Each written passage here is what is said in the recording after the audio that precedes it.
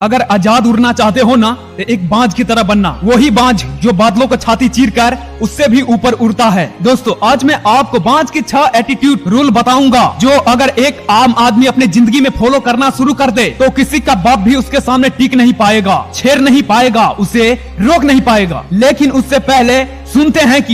उससे पहले मैं सुनता हूँ एक बाज क्या कहता है। मैं एक बाज हूँ, जब मैं उड़ता हूँ ना तो पूरे आसमान में बादल गड़गड़ाने लगती है। बाज हूँ मैं, इसलिए उड़ान भरता हूँ तो आसमान चीरता हूँ। मेरे साथ उड़ने की किसी का औकात नहीं है, मेरे सामने उड़ने की साहस किसी में नहीं। मैं एक बाज हूँ, जब बादल गरजता है तो सारे पंछी कांपते हैं और मैं हंसता हूँ और ये सोचता हूँ कि ये गरजने वाले बादल बरस के मेरा क्या उखाड़ लेगा। मैं एक बाज हूँ, जब सब छुपने की जगह ढूंढ रहे होते हैं मैं बादलों को चीरकर उनसे भी ऊपर जाता हूँ। मेरा भौकाल है, तभी तो मेरे सिर पर ताज है। मुझे किसी के सामने झुकना मंजूर नहीं, डरना तो मेरे खून में नहीं। हर कोई जन्म लेने के लिए सिर्फ एक बार संघर्ष करता है, लेकिन मैं एक ही जिंदगी में 2 बार पढ़ता हूँ। लेकिन उस मौत से लड़कर मैं एक ही जिंदगी को 2 बार हासिल करता हूँ। मेरा हौसला इतना बुलंद होता है कि मैं मौत से भी टकरा जाता हूँ। आत्मा समान इतना मजबूत है, लड़कर मरना मंजूर है लेकिन घुटकर जीना मंजूर नहीं। नमस्कार दोस्तों, मैं हूं बाला सिंह राजपूत, फिर से एक नए वीडियो में आ चुका हूं आपके दिल में आग लगाने के लिए। इसके लिए मैंने आप सभी के लिए मैदान में उतर चुका हूं, तो अपनी कुर्सी की पेटी बांध लो क्योंकि सैर करेंगे उस आसमान की जहां की राजा एक बाज है। मैं कहता हूं सीखने के लिए इतना कुछ है ना बाज से, इतना तुम धरती के शायद किसी भी जीव से ना सीख सको। एटीट्यूड की बात करें, बाज का एटीट्यूड सबका बाप है। बात अगर भरोसे की करें, बाज की भरोसा अपने आप में सबसे ज्यादा मजबूत है। बात अगर ऊंचाइयों की करे या जिगर की करे, बाज तो जंगल का शेर नहीं है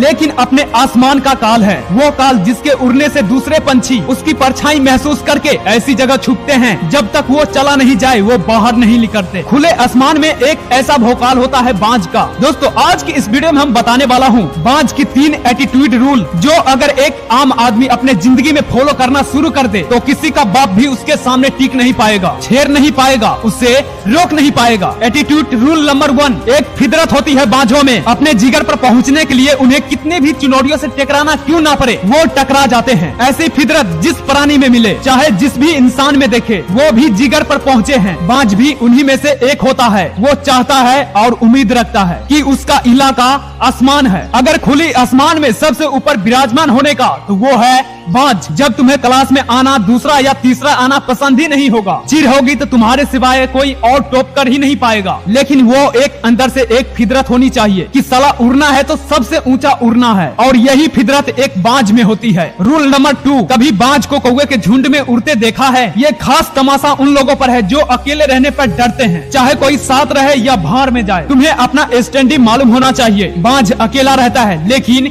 खामोश रहता है, लेकिन फिर भी राज करता है और आसमान पर उसी का हुकूमत चलता है। वो चाहे दर्द में हो, चाहे चुनौतियों से लड़ रहा हो, चाहे किसी भी हालत में हो, वो कभी कबूतरों के झुंड को नहीं चुनेगा, ये उनके साथ नहीं उड़ेगा क्योंकि वो अपनी औकात जानता है। अगर आज उसने कबूतरों को झुंड को पकड़ लिया तो सारे पंछी कल अपनी औकात भूल जाएंगे और शायद बाज राजा नहीं गुलाम बनकर रह जाएगा, क्योंकि संगत में रहने वाले उसकी भी संगत भी वही छोटी उड़ान वाली रह जाएगी। जो बाज पहले आसमान का ताज था वो गुलाम बनकर रह जाएगा। बस इसी वजह से बाज एक हमेशा अकेला उड़ता है और सबसे ऊंचा उड़ता है, और यही वजह है कि वो राज करता है। रूल नंबर 3, एक बाज के खून में लेरना लेखा होता है। ऐसा क्यों बोल रहा हूँ जानते हो? जब एक बाज 40 साल का हो जाता है ना, तब उसको अपनी जिंदगी से एक दोबारा से जंग लड़नी पड़ती है। उसकी पंख इतनी ज्यादा भारी हो जाते हैं वो उनकी दबाव के चलते उड़ भी नहीं सकता। उसकी नाखून इतने लंबे हो जाते हैं कि वो अब शिकार नहीं कर पाता। उसकी चोंच इतनी मुड़ जाती है कि वो मांस को चबा नहीं पाता। ऐसे एक नहीं, ऐसे कई चुनौतियाँ आते हैं बाज के पास। बाज के पास 2 रास्ता होते हैं। पहला तो वो सबको झेलता रहे, एक दर्दनाक मौत से कबूल हो जाएं, या अपने आप को कष्ट दें, या सब कुछ नोचकर एक नया जन्म ले। अगले 40 साल सुकून से सबसे पहले बनकर राजा बिताए। हर बार वो दूसरा रास्ता अपनाता है क्योंकि लड़ना उसके खून में होता है। उसकी खानदान, उसने सब कोई